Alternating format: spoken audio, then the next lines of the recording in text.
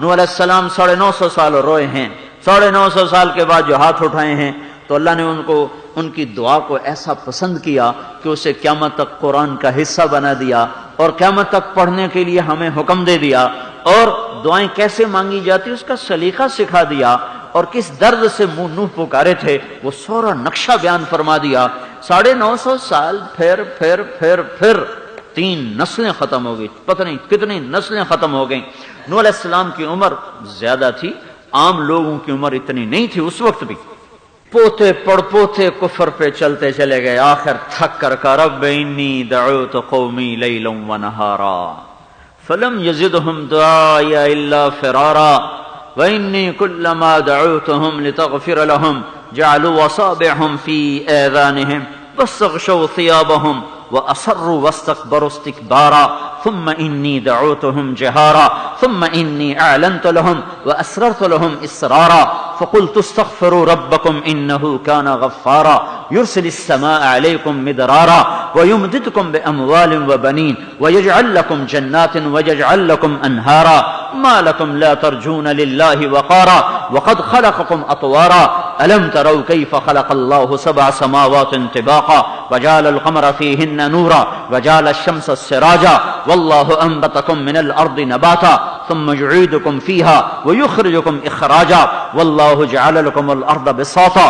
لتسلكوا منها سبلا فجاجا۔ یہ نوح علیہ السلام کا ایک ایک بول اللہ تعالیٰ نے نقل کر کے دیا۔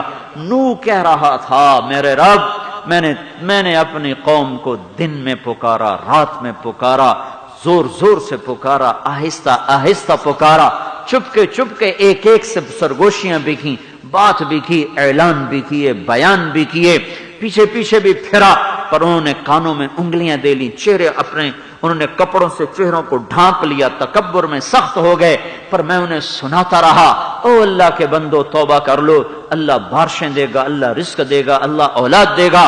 اللہ نے زمین بچھائی، آسمان اٹھایا، چاند تاروں سے اس کو سجایا، چاند تاروں کو حرکت دے کے تمہیں نور عطا فرمایا، زمین کو بچھونا بنایا، اسی سے بنایا، اسی میں لوٹایا، اسی سے تمہیں دوبارہ اٹھائے گا۔ اے میرے رب میں تو یہ کرتا رہا۔ آگے اللہ تعالیٰ کو یہاں تک جب نوح پہنچے نا تو اللہ تعالیٰ کو یہ بات اتنی پسند آئی کہ آگے اللہ نے نوح علیہ السلام کی بات کو جیسے کوئی خود لے کے بیان کرنا شروع کر دے۔ وقال نوح کی یہاں ضرورت نہیں تھی، پیچھے قالا ہو چکا ہے، قال رب انی دعوت قومی لیلا ونہارا، دوبارہ وقال نوح۔ یہ قال نوح جب کسی کی بات بہت پسند آئے پھر اس کا نام دوہرا کے کہا جاتا ہے۔ یہ فرما رہے تھے تو میرا اللہ کہہ رہا ہے نوح مجھے پھر یہ کہہ رہا تھا، اور پچھلی مناجات کو اللہ نے ایسا پسند فرمایا کہ پھر اللہ نے اس کا اعادہ کیا، وقال نوح، پھر نوح نے مجھے یہ کہا رب انہم عصونی واتبعوا من لم يزده ماله وولده الا خسارا ومكروا مكرا كبارا وقالوا لا تذرن آلهتكم ولا تذرن ودا ولا سواعا ولا يغوث ويعوق ونسرا وقد اضلوا كثيرا ولا تزد الظالمين الا ضلالا۔ ابھی اصل بات نہیں مانگی، مانگنا چاہتے ہیں ان کو ختم کر دے، یہ مانگنا چاہتے ہیں، لیکن یہ اس تمہید نے اللہ کی رحمت کو ایسا جوش دیا کہ نوح علیہ السلام کے مانگنے سے پہلے ہی اللہ تعالیٰ نے اعلان کر دیا کہ جو تو مانگ رہا ہے میں پہلے قبول کر رہا ہوں، جو تو کہنے والا ہے میں پہلے قبول کر رہا ہوں۔ مما خطیئاتہم اغرقوا فادخلوا نارا فلم یجدوا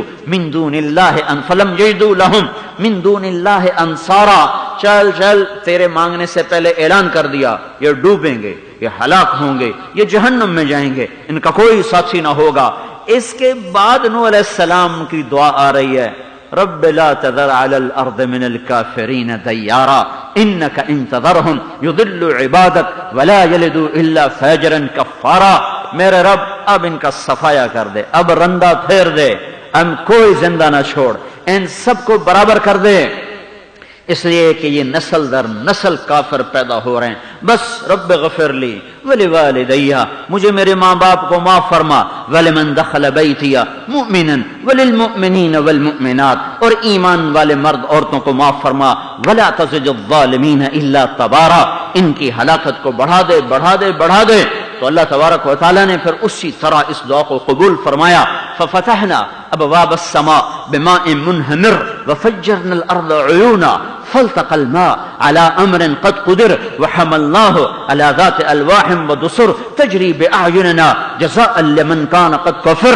ہاں ایسا ہی کروں گا ایسا ہی کروں گا.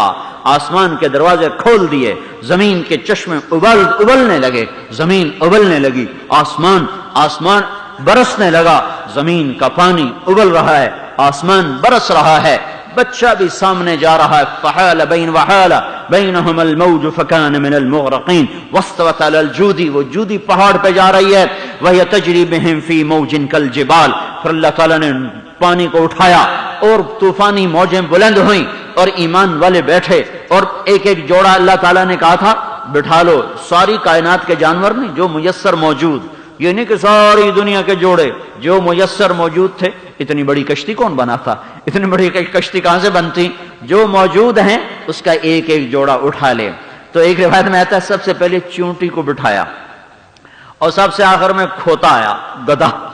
وہ اندر آئے اور دو ٹانگیں اندر دو باہر اور کھڑا ہو گیا. نوح علیہ السلام نے کہا ادخل، ارے آجا، اسی طرح کھڑا ہوا. پھر کہا ادخل، ایسے ہی کھڑا ہوا. پھر کہا ادخل ولو معک الشیطان، ارے بدبخت آجا چاہے شیطان بھی تیرے ساتھ ہے. تو گھڑم اندر آیا. تو نوح علیہ السلام نے کہا ارے یہ کیا چکر ہے؟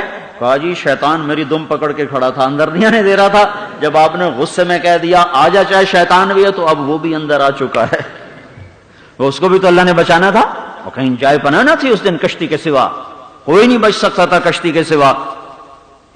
نوح علیہ السلام کہنے کہ یا اللہ یہ تو کہہ رہا جوڑا جوڑا، یہ تو شیر کھا جائے گا گائے کو، بھیڑیا کھا جائے گا بکری کو، بلی کھا جائے گی چوہے کو، تو ان کی نسل کا کیا بنے گا؟ تو اللہ تعالیٰ نے فرمایا من القی بینہم العداوۃ یا نوح، نوح یہ بتا یہ بلی کو کون بتاتا ہے کہ چوہا تیری غذا ہے؟ اسے کیسے پتا چل جاتا ہے؟ اس کو تو نہ اماں نے بتایا نہ ابے، تو ان کے پہلے ہی بھاگ گئے ہوتے ہیں. تو اماں سے ہی سیکھنا ہوتا ہے. تو کس نے بتایا کہ بھئی تیری غذا چوہا ہے؟ اس کو تو کسی نے نہیں بتایا.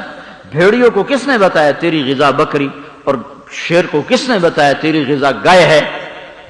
کہا نوح علیہ السلام کہنے لگے یا اللہ تو نے کہا وَسَأُؤَلِّفُ بَيْنَهُمْ، میں ان میں محبت ڈال دوں گا. کچھ نہیں کہیں گے، کچھ نہیں کہیں گے. یہ تو صرف کشتی میں ہوا.